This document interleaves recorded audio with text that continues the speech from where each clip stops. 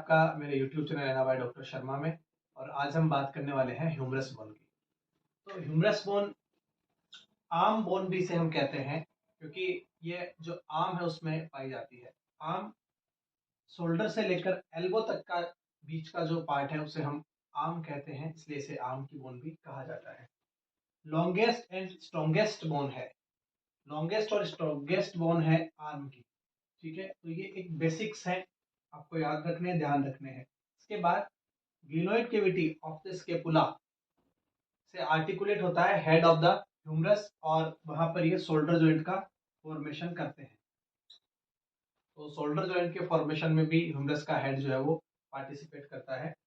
और इसके बाद हेड ऑफ द रेडियस और upper end of the ulna, ये lower end of the humerus से आर्टिकुलेट करते हैं और एल्बो जॉइंट का फॉर्मेशन करते हैं। तो इस प्रकार से दो इंपॉर्टेंट जॉइंट्स के फॉर्मेशन में ह्यूमरस बोन पार्टिसिपेट करती है। तो ये बेसिक है, ये आपका इंट्रोडक्शन हो गया है, इंट्रोडक्शन ऑफ ह्यूमरस। और जब भी हम किसी भी टॉपिक पर चर्चा करते हैं, सबसे पहले हमें उसके बारे में कुछ इंपॉर्टेंट जो बात है वो पता होनी चाहिए। तो ये इंट्रोडक्शन है। अब हम बात कर रहे हैं पार्ट्स ऑफ द ह्यूमरस। तो ह्यूमरस जो है उसे हम तीन पार्ट्स में डिवाइड करते हैं। एक इसका अपर एंड होता है, दूसरा इसकी शाफ्ट होती है, और तीसरा इसका लोअर एंड होता है। तो सबसे पहले बात करते हैं अपर एंड। तो जब भी हम अपर एंड के स्ट्रक्चर्स में बात करेंगे, अपर एंड में आपकी जो स्ट्रक्चर्स हैं उसमें एक हेड होता है, एक एनाटॉमिकल नेक होती है, एक सर्जिकल नेक होती है। इसके बाद लेसर ट्यूबरकल, ग्रेटर ट्यूबरकल और इंटर ट्यूबरकुलर सल्कस, जिसे हम बाइसिपिटल ग्रूव भी कहते हैं। ये बेसिक स्ट्रक्चर्स जो है ये यहाँ पर पाई जाती है। देखिए, हेड है, एनाटॉमिकल नेक है, सर्जिकल नेक है, लेसर ट्यूबरकल है, ग्रेटर ट्यूबरकल है, इंटर ट्यूबरकुलर सल्कस है। अब सबसे पहले बात करते हैं हेड की। तो हेड जो है वो मीडियली डायरेक्टेड होता है, backward and upward. Head articulate करता है glenoid cavity of the scapula के साथ, और ये फॉर्म करता है आपका इस तरह से। ये आर्टिकुलेट करता है ग्लिनोइड कैविटी ऑफ स्केपुला के साथ और शोल्डर जॉइंट का फॉर्मेशन करता है। इसके बाद नेक्स्ट है anatomical neck. Anatomical neck is a line that separates the head from the rest of the upper end of the humerus. तो हेड को बाकी अपर जो एंड है उससे सेपरेट करने के लिए एनाटॉमिकल नेक होती है। Surgical neck is a line that separates the upper end from the shaft. Humerus के अपर एंड को शाफ्ट से सेपरेट करती है आपकी surgical line. Lesser tubercle elevation है on the anterior side, greater tubercle एक इलेवेशन है ऑन द लेटरल साइड, और greater tubercle and lesser tubercle के बीच पाई जाती है आपकी बाइसिपिटल ग्रूव, और बाइसिपिटल ग्रूव के अंदर लेटिसिमस डोर्साई मसल का इंसर्शन होता है। ऐसे ही लेटरल लिप और medial lip of the bicipital groove पर भी पैक्टिलिस मेजर एंड टेरेस मेजर का इंसर्शन होता है। तो ये बेसिकली आपका ह्यूमरस का अपर एंड था। बेसिकली आपको ये पता होना चाहिए कि इसमें कौन कौन से मेन जो पार्ट्स हैं वो पाए जाते हैं। इसके बाद अब हम बात करते हैं शाफ्ट की। तो शाफ्ट में बेसिकली एक बॉर्डर्स होते हैं और सरफेस होती है। सबसे पहले हम बात करेंगे बॉर्डर की। बॉर्डर तीन है, एंटीरियर, लेटरल और मीडियल। तो सबसे पहले basically anterior border, lateral border और मीडियल बॉर्डर, तो तीन यहाँ पर बॉर्डर आपको मिलने वाले हैं। अब हम एक एक बॉर्डर्स की बात करेंगे कि किस बॉर्डर की स्टार्टिंग कहाँ से है और कहाँ तक ये रहते हैं। तो सबसे पहले हम बात कर रहे हैं एंटीरियर बॉर्डर की। देखिए, anterior border starts from the lateral lip of the bicipital groove below this lateral lip and then goes to the radial fossa. ये radial fossa तक जाता है, that is anterior border. Second is the lateral border. Lateral border starts from the posterior surface of the greater tubercle and then it goes to the lower part of the lateral epicondyle, और ये prominently आपको show हो रहा है as a lateral supracondylar line. This is the lateral border. Medial border starts below the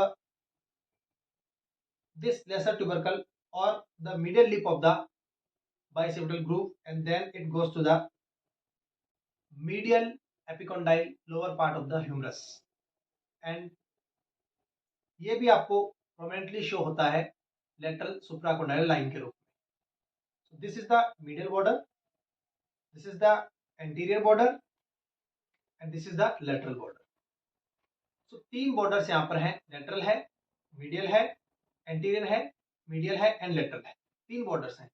तो तीन borders के बीच में हमारी सरफेसेस भी तीन बनती है, anterolateral, anteromedial and posterior surface. तो जो हम अब आगे हम इसके बारे में चर्चा करेंगे. अब हम बात करते हैं सरफेस की. तो तीन सरफेसेस यहाँ पर आपको मिलेगी, एंटेरोलेटरल, एंटेरोमीडियल एंड पोस्टीरियर. तो एंटीरियर बॉर्डर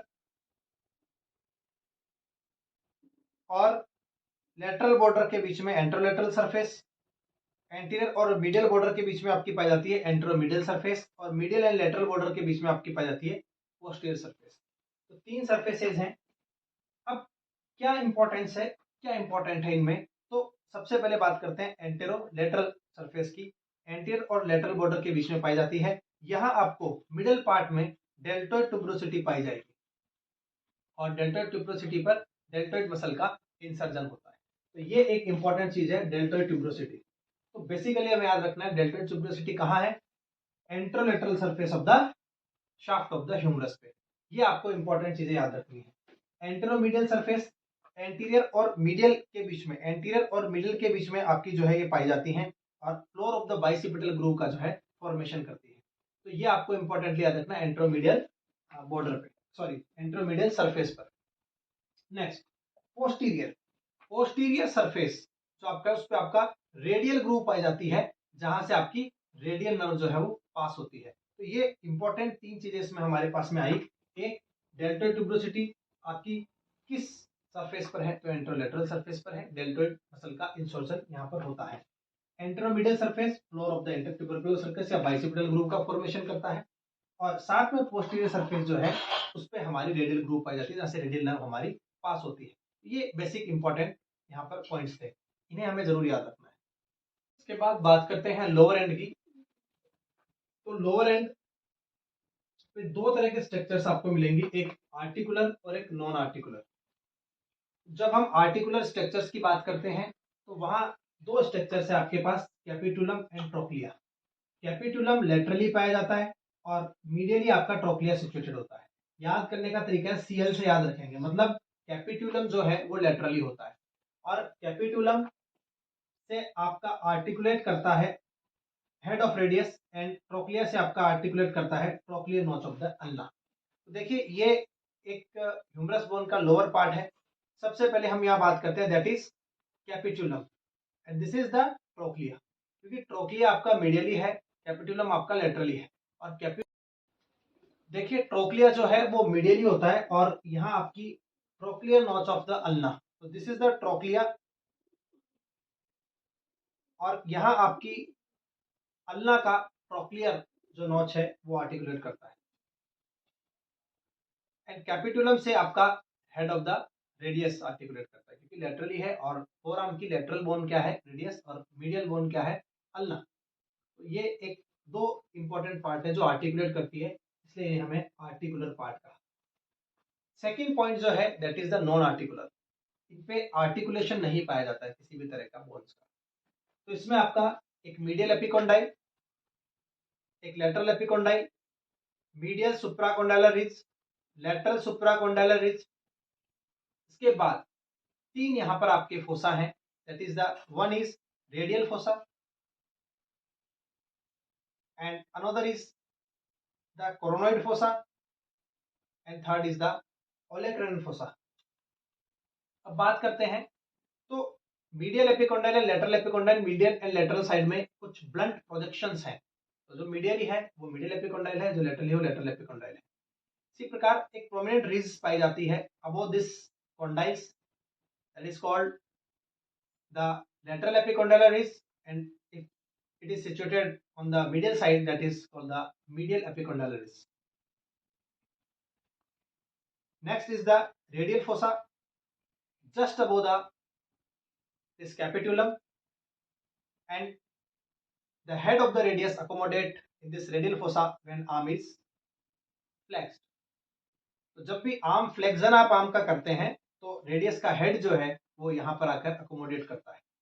आर्म को फ्लेक्स करते हैं तो अल्ना का जो कोरोनॉइड प्रोसेस है वो कोरोनॉइड फोसा में आके अकोमोडेट करता है। Third is the olecranon fossa, posteriorly situated है, and olecranon process of the ulna accommodate here when elbow is extended.